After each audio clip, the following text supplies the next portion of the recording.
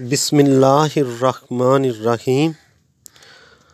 حضرت عمر رضی اللہ عنہ بن خطاب سے روایت ہے کہ انہوں نے کہا کہ رسول اللہ صلی اللہ علیہ وآلہ وسلم نے فرمایا، اعمال کا دار و مدار نیتوں پر ہے، اور آدمی کو وہی کچھ ملے گا جس کی اس نے نیت کی ہوگی۔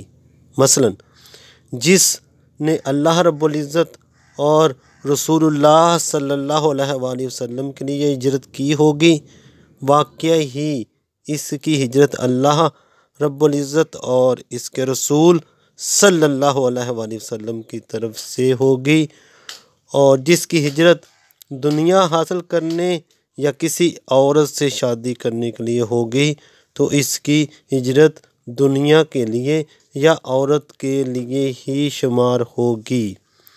یہ حدیث اصلاح و تربیت کے باب کی نہایت اہم حدیث ہے۔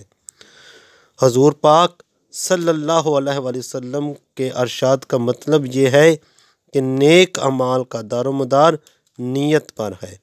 اگر نیت ٹھیک ہے تو اس کا ثواب ملے گا، ورنہ نہیں ملے گا۔ کوئی عمل چاہے وہ دیکھنے میں نیک ہو، اس کا اجر آخرت میں صرف اسی صورت میں ملے گا جب کہ وہ اللہ رب العزت کی خوشنودی کے لیے ہوگا۔ اگر اس عمل کا محرک دنیا طلبی ہو، اگر اسے کسی ایسی دنیاوی غرض پوری کرنے کے لیے ہی انجام دیا گیا ہو تو آخرت کے بازار میں اس کی کوئی قیمت نہ لگے گی۔ اس کا یہ عمل وہاں کھوٹا سکہ قرار پائے گا۔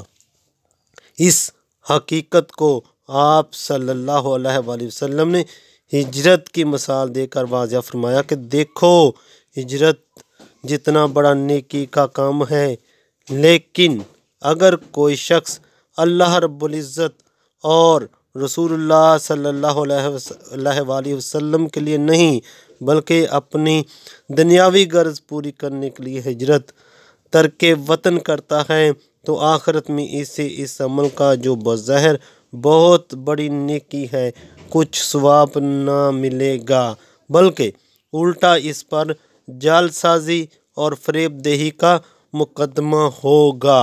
حضرت ابو ہریرہ سے مروی ہے کہ انہوں نے کہا، رسول اللہ صلی اللہ علیہ وآلہ وسلم نے فرمایا، اللہ تمہاری شکل و صورت اور تمہارے اعمال کو نہ دیکھے گا بلکہ تمہارے دلوں کو اور تمہارے اعمال کو دیکھے گا۔ وما علینا الا البلاغ المبین۔